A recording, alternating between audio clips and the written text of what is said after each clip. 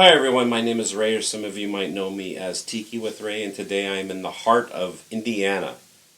South Bend, Indiana. Ironically, the heart of Indiana. But ironically, you're like on the north end of it. Yeah, upper northwest. Yeah, we are in, I used to joke around, like my boss's home tiki bar. This is Ken Holozinski. Holozinski, yeah. And you all may know Ken as the man behind Exotica Modern. House of Taboo, the mugs. And You're doing the mugs and everything like that. And, yeah. and how long have you been... Going God, how many years have you been doing the magazine now? Going on 6. 6 years, and I've been at the beginning. Yeah, from issue 1. Yes, from issue 1. And then I unfortunately had to bump you once, and I still feel bad about that. You missed one issue. It bummed me out. I'm like, you should have gave me like a one sheet or something like that. Yeah, just put your picture in there and just with your logo. Yeah, and Ken has obviously, he's just like you said, you've done the mugs, you've done glassware. Now you're branching out. Yep, because I'm sitting still right now, but I don't really sit still unless I'm talking to Ray in my basement. So yeah, I'm branching out. I think everybody knows, at least a few times when people talk to me, and I've mentioned this with Ray before, is I'm kind of a publisher at heart. I spent a lot of years in the comic book business. Mm-hmm.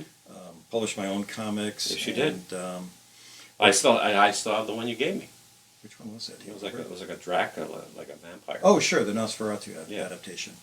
And I worked for a lot of other comic publishers. I used to work for the area newspaper, so I'm kind of a print guy.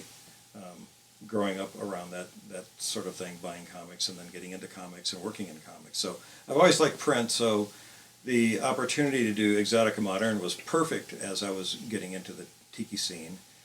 But working in the tiki scene and writing music reviews, I know Exotica music is the mainstay of tiki bars. But surf creeps in there, and given my harder edge industrial music interests of the past, surf is more my leaning for a tiki bar, because to me it gives it more of a punk feel.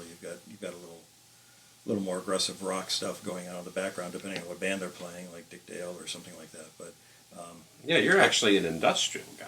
Yeah, I'm an industrial electronica guy. You were, actually, the second episode of the Tiki Goth Club was with you talking about how you're friends with Leibach. Yes. Yeah. And like for real. Yeah. It's a band from Slovenia that I've been following since '79. But I've interviewed them twice and actually got to hang out with them in Chicago one time after a concert. You had a magazine. I did. An industrial magazine. I did have an industrial magazine previously too. What was it called? It was called ARC, A-R-C. Yeah. I think I published like 5 issues, and I was interviewing a lot of industrial bands and doing music reviews back then. So yeah, I like music with a little more of an edge and a rock beat. It's got a beat you can dance to it, as Dick Clark used to say. Yeah. That's exactly what I think about when I think of Leibach. Right. Can he dance to guttural German? I'm not sure. So you decided to start another magazine. Another magazine and a record label pretty much at the same time. And what should we talk about first? Should we talk about the magazine first or the record label first? Let's talk about the magazine because it's sitting on the top of the pile. And, so working with the writers that I've worked with, especially the reviewers, some good friends of mine, Dave Bagday down in Indianapolis, Jeremy Greitz, who lives in Philadelphia, who happens to be in a garage band called the Improbables. Yeah. And Dave plays music too, as well as I do. So I started to kick around the idea of a surf and garage rock magazine, and it's called Reverb International. Yeah. And it actually is international, and I've got the Bad Liberties. That's Satan's Pilgrims on it. Satan Pilgrim, yep. Everybody knows Satan Pilgrims. Even in the tiki scene, they are popular. So yeah. Yeah. Well, they're from my neck of the woods. They're from your neck of the woods. The drummer, Ted, lives in Nashville right now, but he is relocating back to Portland, kind of as we speak. I know he was packing and getting ready to. Well, sadly, one of the guitar players passed. Yeah, Dave passed away, but they've got Garrett filling in, who used to hang around the band early in their days, is now filling in for Dave Pilgrim. So what made you decide to start a Because I like to publish. I like to publish magazines. I like to design. I'm a graphic designer by trade for over 30 years now. So designing a publication from scratch is, if you're into print publications and you're a designer, it's kind of a dream to be able to do that. So With Jeremy's kind of pushing, I just decided, actually Jeremy came here and sold me a Hallmark swept wing and we discussed music. So we kicked off this idea of doing this and I don't know, 6 months later, first issue's out. It's probably only going to run about 2 to 3 times a year. Okay. Because the surf scene is a little bit smaller than the tiki scene, so I don't know if it could support 4 times a year. But you already, I mean, you got a lot. Yeah, I've got the Babylonies from Quebec, and they are on High Tide. They're a great band in the traditional surf genre. Yeah, you can read this and learn all about them. About them, yes. Get it. Oh my God, you're so good. And then Art in LA that runs music recordings also helped edit and suggest articles and wrote a column in the front covering the Phantoms. Ivan Pongresik from the Madeira, which if you're into surf and if you don't know who the Madeira are, you should. They've been around for about 20 years. They are definitely on the line along the lines of Dick Dale. Very fast, very aggressive surf rock. Is there going to be any exotica music featuring this, or is it strictly going to be? That's going to be strictly surf and garage. Surf and garage. Yeah, the exotica stuff will be always in exotica modern. I'll be honest with you though, Ken. It's like, yeah, I mean, like I love exotica, and yeah, when you're in a tiki bar, that's what you should be playing. But I'll tell you what, when I really like it when I'm hearing like good fast surf music playing. Yeah, that's the music that like kind of gets me up and stuff like that. Yeah, sometimes you're in a bar and you want to have a conversation. When you're in a tiki bar, having the exotic in the background is nice. It's soothing, quiet. You can talk, but sometimes you just want to go in a bar and hear some music blasting. Yeah. And if you are a person who goes to tiki bars, sometimes I want that alternative. I want some surf music playing. I want something really with some meat coming in. Well, you and I mean, we both have punk rock kind of going into our blood too. So it's sort of like. Yeah, so it kind of makes more sense. So that made you decide to start a record label? Yeah.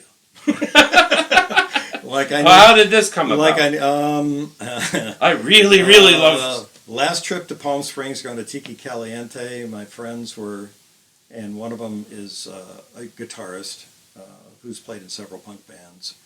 They were busy. Would I know him? I don't think you've ever met Luke. He was in a band called the Urinal Mints. Local to this scene, big deal in this scene. They did tour Europe once. Okay. But him and I have always talked about doing something together and trying to figure out how to bash my electronics in with his guitar playing. Yeah. And they had never been to a tiki event, but they were there, and I was vending. But while I was vending, they were busy sitting in the hot tub and eating edibles because you could buy those in Palm Springs. And then Luke just said, we're going to do a record bashing together surf and industrial. So I was like, okay. We decided we're going to do this record. And then I just thought, well, if I'm going to press vinyl, maybe I should just do more than our record. So the original idea is you want to put out your own music. Just put my own stuff. Yeah, like I used to do back in the day doing industrial music. I would just put out my own music, because you could. And do vinyl. But now do vinyl. So as opposed to CDs or... Right. Yeah, I got back into vinyl like a lot of people did a few years ago. Lucas had done it big time. So we decided, we're going to do it. We're going to put it out on vinyl. And then we got our friend Josh Hall in Grand Rapids who did bass on it. Yeah.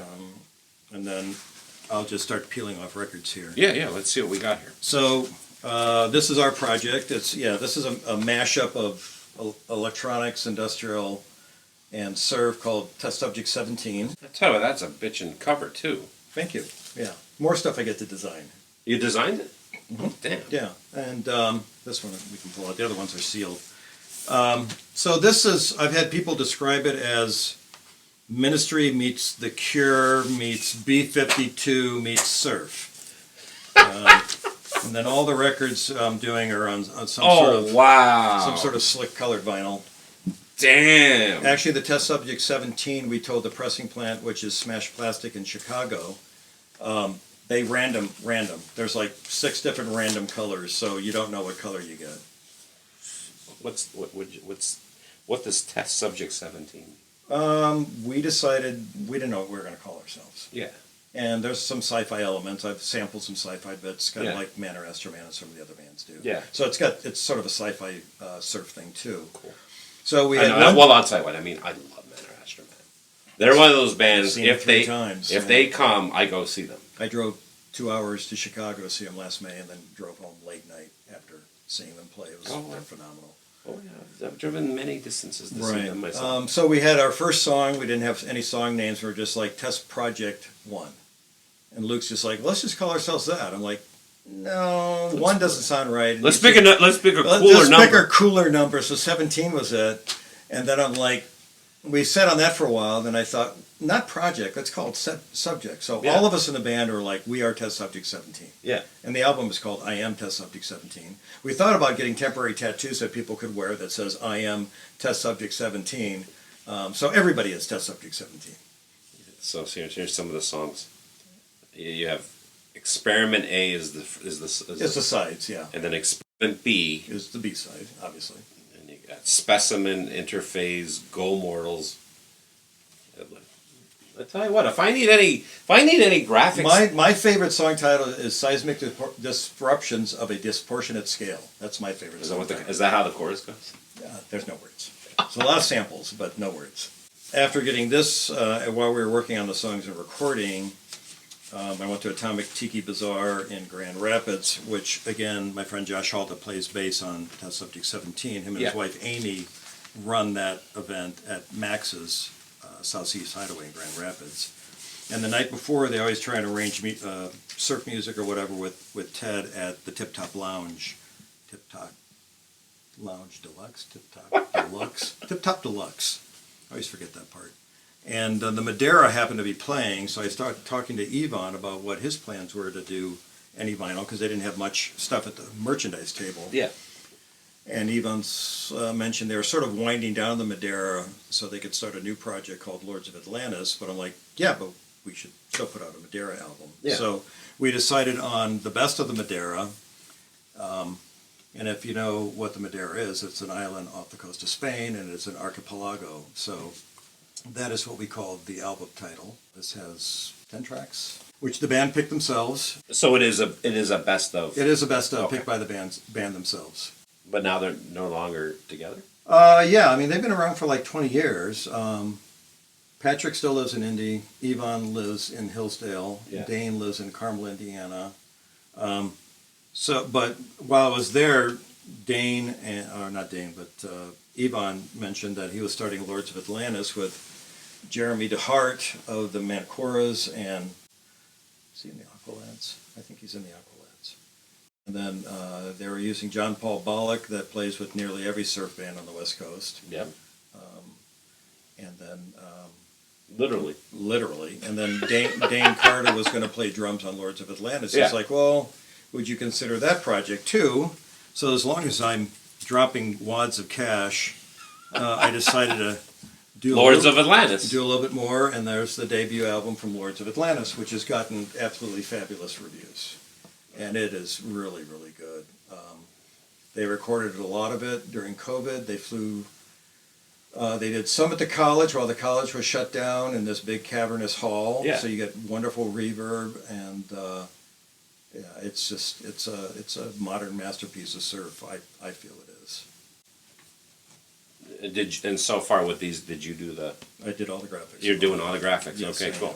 And I like that because there is kind of a certain style that you have going. Yeah, on I with was it. definitely wanted, when I talked to the bands, I'm like, you have to let me design the stuff, because I'm launching a new label and I want it to look Yeah. really cohesive. That's very, very important. And then here in South Bend, we have a band called the Tentacles that I've known the drummer for a long time in various bands. Matter of fact, Bill was in the Urinal Mints with Luke. Yeah. So a lot of connection there with the Urinal Mints. Yeah. You see, how important they are to the music scene. I guess so. But Bill has always wanted to start a surf band, so a couple years ago he launched the Tentacles, and they talked to me about helping them put their first album out. And that's gotten really good reviews. And this is really a faster style of surf, where Lords is probably middle ground, Madeira's fast, Tentacles is fast. Yeah. But they've got some prog rock influences in their stuff too. Prog rock. Really? Travis, one of their guitarists, is very heavy into prog rock. So. Like crazy time signatures and stuff? Or Or songs that go off on tangents? Uh, Songs that went... a lot of interesting leads and melodies and chord changes. Yeah, we were very, very influenced by Yes's Tales of Topographical Leads.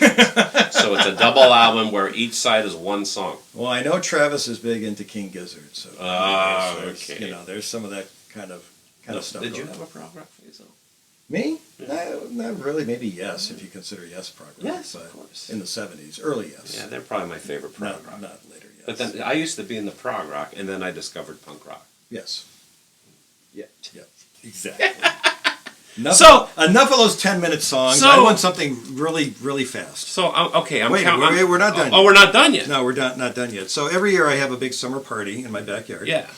And the Tentacles usually play, and then I usually get a couple other bands. And a few years ago, Josh and Amy, again from Atomic Tiki Bazaar in Grand Rapids, they said, well, we have these friends that we go and see. It's Stephanie Redmond and her husband Charlie, and they have a project called Kitten and the Tonics. Yeah.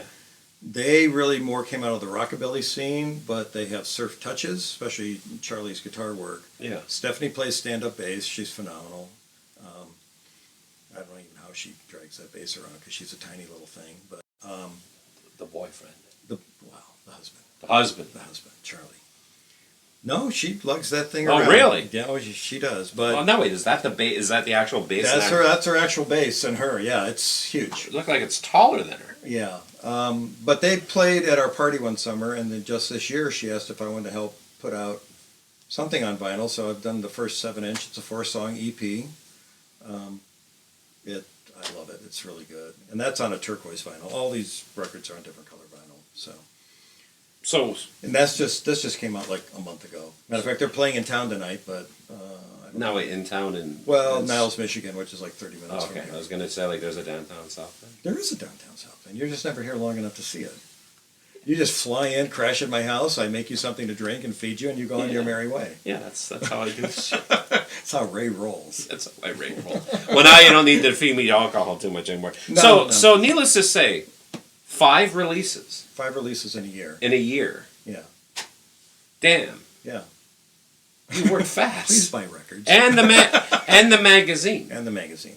New magazine, 5 records in a year. Plus continuing Exotica Modern.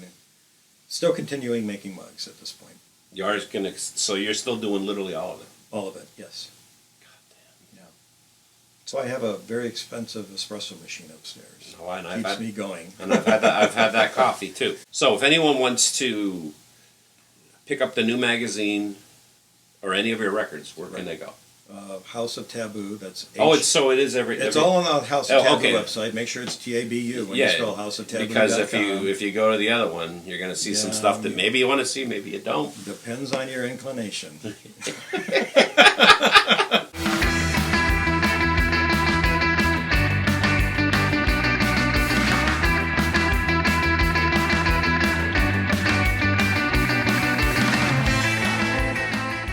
Of course, you heard upstairs. I'm writing my own sort of garage rock I stuff. hope you put that out. Garage rock stuff now, and I've got a couple songs I'm working on. So that might see light of day on a 7-inch EP at some point. So what's your stage name going to be? Exquisitely Broken. That's your name. Mm-hmm. So I'm going to have to start calling you Exquisitely. Yes. ESQ. Squire. Hey Ken, can you make me another drink? No, Ray. It's Exquisitely now. Yeah.